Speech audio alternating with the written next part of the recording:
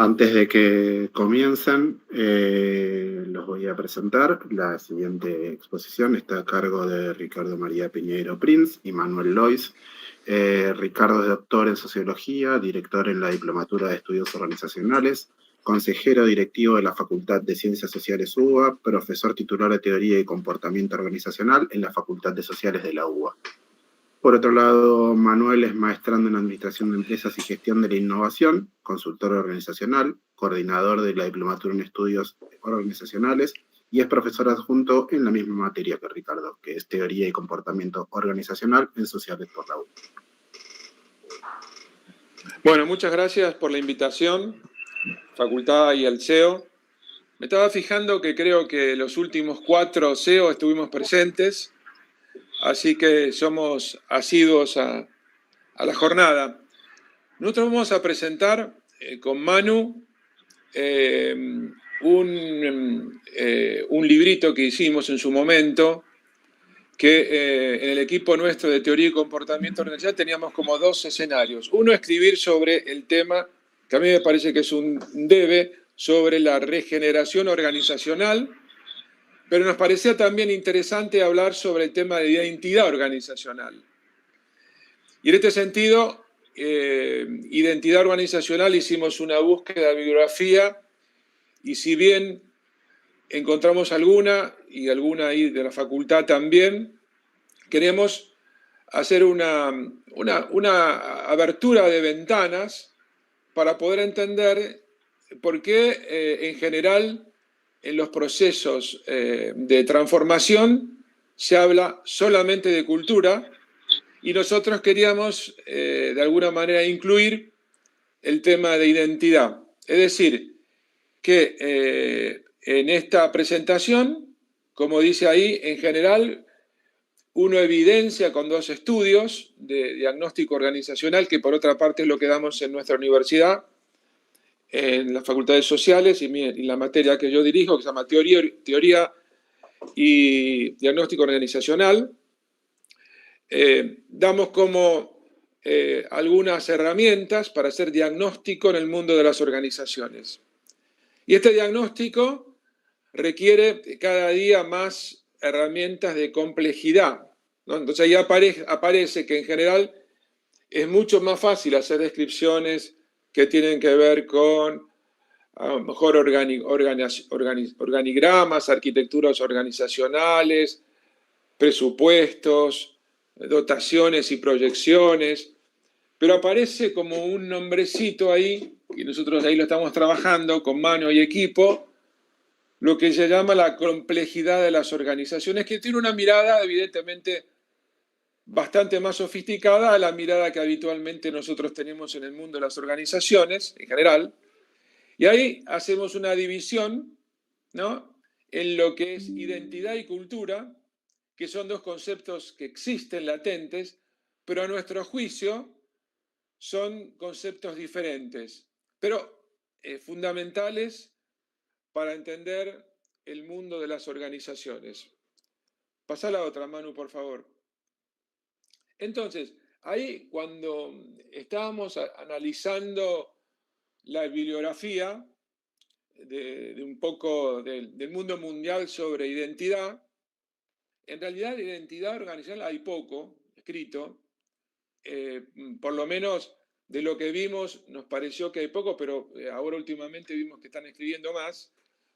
Nos apareció un autor que es un francés que se llama Dubar, que habla sobre el tema de identidades en general. Nosotros nos zambullimos en la identidad organizacional, y a mí me parece que hace una diferencia muy interesante, que él habla de una postura esencialista y una postura nominalista. En la primera, en la esencialista, dice que es una realidad inmutable y original.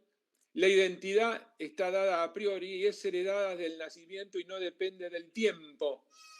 Es decir, que es una definición de una identidad inmutable, una identidad original, ¿no? Después vamos a pensar si esta es una ventana que aplica a las organizaciones. La otra es una nominalista, que dice que todo está sometido a un cambio, la identidad es algo que resulta de una identificación contingente que varía según la época y el punto de vista adoptado. Si estamos pensando ahora, y después Manu va a hablar con más detalle, en organizaciones exponenciales, ¿no?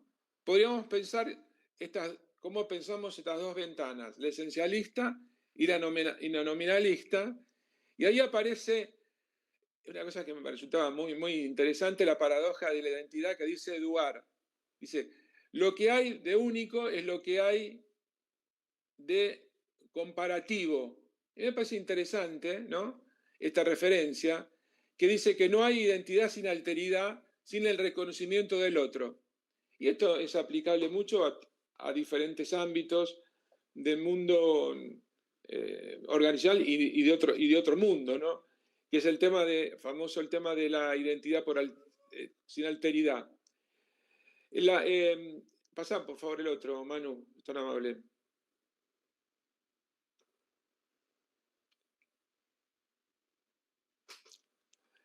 Entonces, y esto que yendo al mundo concretamente que decía el mundo digital, digamos, si nos posicionamos en la modernidad, uno dice, bueno, preocupación por la perdurabilidad, identidad construida para durar, compromiso a largo plazo. Si pasamos a la posmodernidad, y ahí resumo posmodernidad y puedo poner el ámbito que estamos viviendo ahora, yo diría de la complejidad, por decirlo de alguna manera, en donde evitamos fijar una identidad, la identidad se adoptan en función y se descartan, ¿no?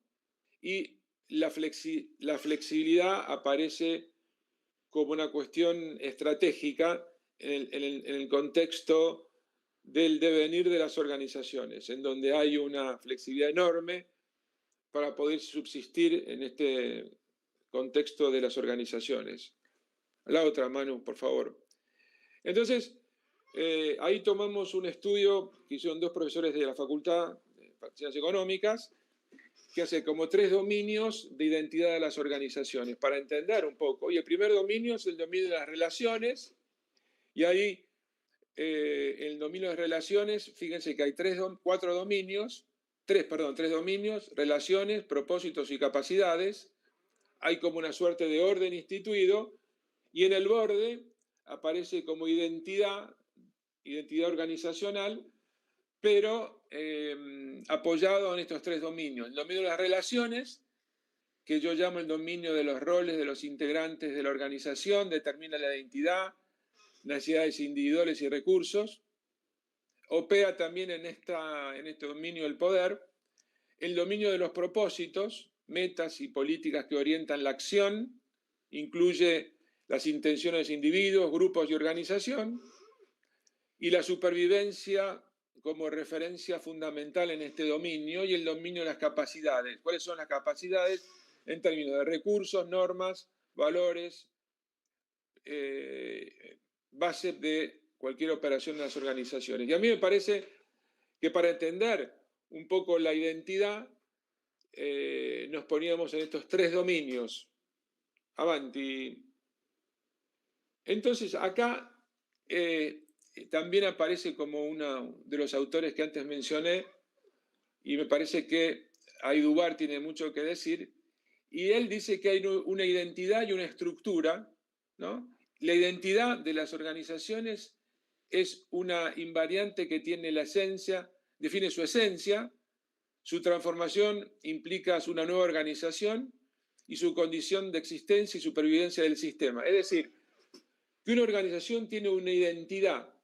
Esa identidad quizás sea igual para todas, pero la cuestión diferencial es el diseño que puede producir esa organización, que es su estructura, su diferencial, forma de concretar aquí y ahora en función de recursos, relaciones, propósitos, programas. Es aquello que lo hace diferente a todo el resto de las organizaciones. Es decir, una organización, una identidad de una organización tiene su propia estructura que lo hace diferente. Y acá la plasticidad de la estructura permite transformar una estructura ante perturbaciones sin sin alterar la identidad original. Y me parece que acá el tema de estructura yo lo pondría como cuál es la propuesta de valor de la organización, cuál es el diferencial en términos de estructura que reconoce a una organización de otra. Ahí pondría el término de estructura. La otra, Manu, creo que entras vos ahora, me parece.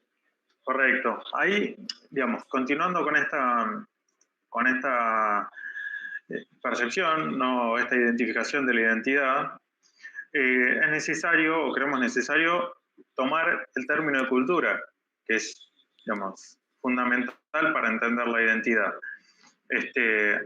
Por esto de la comparación que menciona Dugard. Entonces, como marco de referencia, tomamos los niveles de cultura de Jane, ¿sí? o la definición de cultura de Jane, con sus niveles, artefactos, valores y las presunciones básicas, ¿sí? Que en esencia van a ser aquellas cosas que van a condicionar las percepciones de los individuos que forman esta organización y sienta las bases para definir una visión hacia dentro de la organización, para generar compromiso colectivo de los individuos y de los equipos, refuerza la estabilidad del sistema, ¿sí?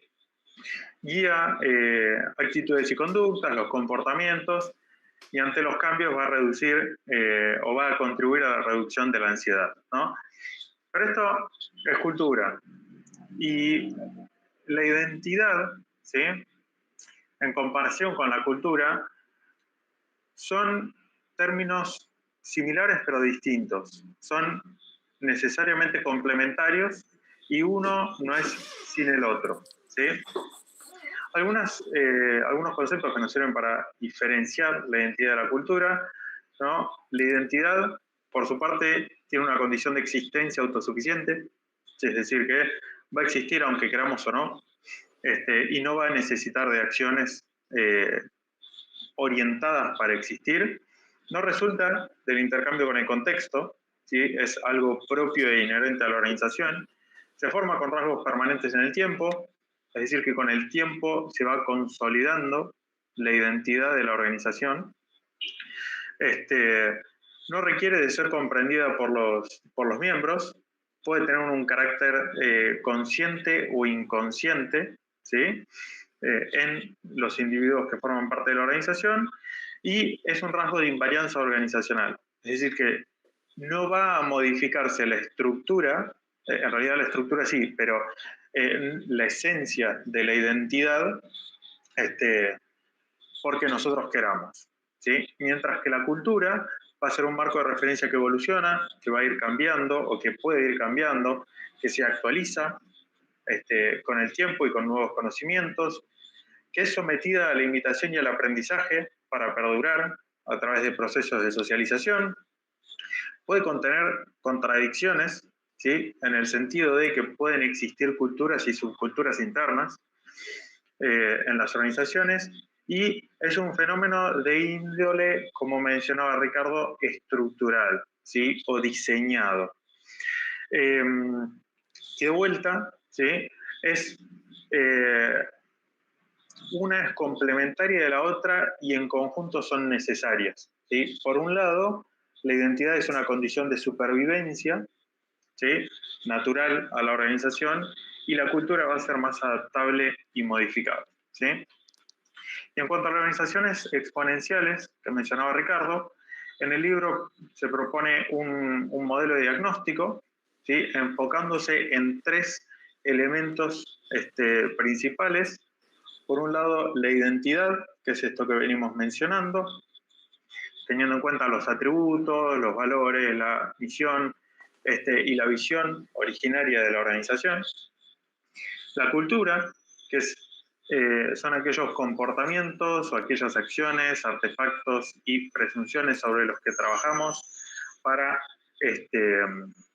permitir que la organización se comporte de una u otra manera, y esto tiene un impacto muy fuerte en las organizaciones exponenciales, porque su predisposición a la experimentación continua o a la agilidad o a la adaptabilidad misma van a ser condición necesaria para que su crecimiento sea efectivamente exponencial.